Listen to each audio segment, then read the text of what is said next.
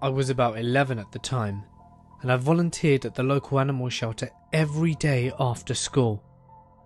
It was pretty great. This particular incident happened around about the time of Halloween. Another girl and I were in the grooming area when another volunteer comes running in. He asked if we'd let any cats out of the kennels because there was this blue-grey cat running around in the garage. We drop everything and run over there, because if the shelter staff find out that an animal got loose, we would be in deep trouble. So we managed to chase the cat to the main building. Instead of running into the cat area like we'd hoped, it ran straight into the euthanasia room and under the big machine that they still used. We shut the door so it couldn't get out, so we moved the machine out the way, and there's no cat. It's nowhere to be found. The cat is freaking gone. The three of us just sort of look at each other in shock and mutually not decided to say anything. I have no idea what happened there, but it was one of the creepiest incidences of my life. My Gram had this cat for a few years. Obese orange and white tabby. Kinda just comes and goes kinda cat named Butter. He met with an untimely end, so we buried him in the woods behind the house. One day, we're all having tea and toast, and I walk by his couch and see him sitting there, grooming himself, legs straight up in the air, and I kinda wave at him to swat me and say, "Hi, Butters." He stops and gives me that half-eyes open stare, and goes right back to town grooming. I walk into the kitchen, wait for my toast, and stare at this photo on the fridge of this fuzzball of a kitten, and realize that it is Butter, and also that he's been long dead. I slowly turn around and everyone seems to notice, and asks me what's wrong. I tell them what I've seen, and my Gram looks somewhat pleased to hear her cat is visiting. My childhood cat Sunny passed away in October. It was incredibly traumatic for me. She was one of my closest friends, and since then, my family and I have heard and seen her. It began one day when I came home to visit from college. I was sitting with my other cat Cleo on the couch, waiting for my grandma to come pick me up. The house was silent. No TVs, no radios, no nothing. It was empty, except for me and Cleo. Or so I thought. All of a sudden I hear this meow coming from somewhere in the house. Cleo's ears perked up and she looked at me suddenly, so I knew I was not imagining it. Sunny had a very distinct meow, and so does Cleo.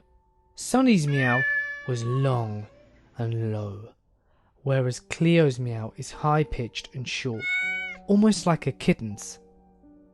The meow I heard was exactly like Sunny's, so I looked at Cleo, and we were both staying still on the couch.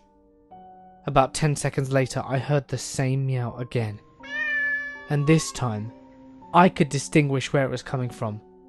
The basement, which incidentally was Sunny's favourite place to hang out as she was a pretty shy cat. We heard it about 2 more times before it ceased. I called my mum up excitedly and she didn't believe me, of course. That is until she heard it again several weeks later. Since then, we hear it every once in a while.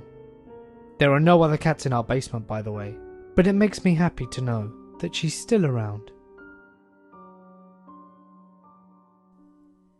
Back in '03, I took my kids to Europe for a vacation.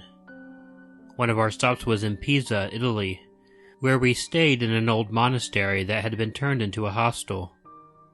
That night, we all slept in a dorm room, but since it was off-season, we were the only ones in it.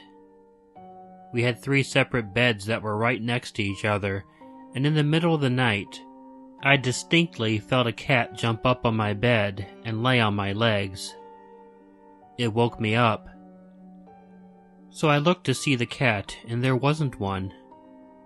Positive of what I felt, I tried to ignore it. So I lay back down to go to sleep, not wanting to get all freaked out about it.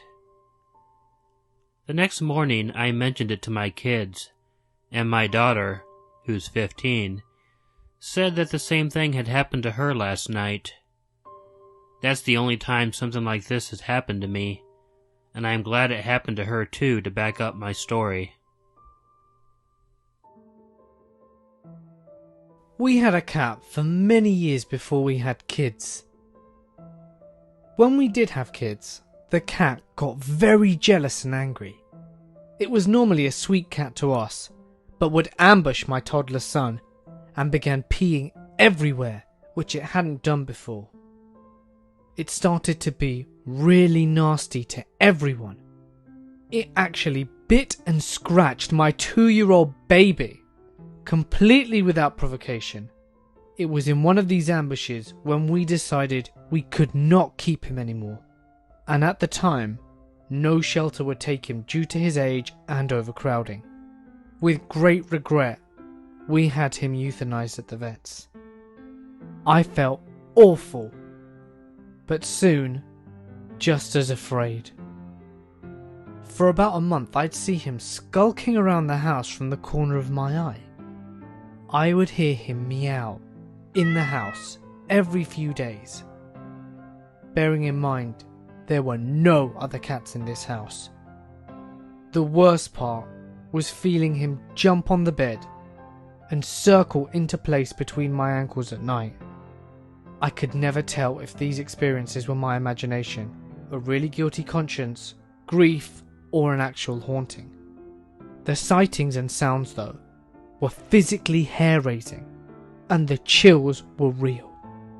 It all seemingly stopped about 5 weeks after his death. I never felt scared of his spirit, but I felt bad to have seen it. Truly, an angry, confused, sad presence. But not when it came to sleep with me. Then it seemed normal. My husband thought I was going nuts, as he of course saw and felt nothing.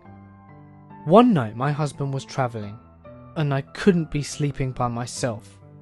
After I put the kids to bed, I thought I'd seen the cat turn into the corner of my bedroom. I just couldn't take another freaky night. And I spoke out loud to the cat that I was sorry, and I also prayed to God to comfort him and remove him from our house.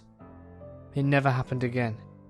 Still, I don't know if this is all real or if it just quieted my grieving mind. I only know that this actually happened.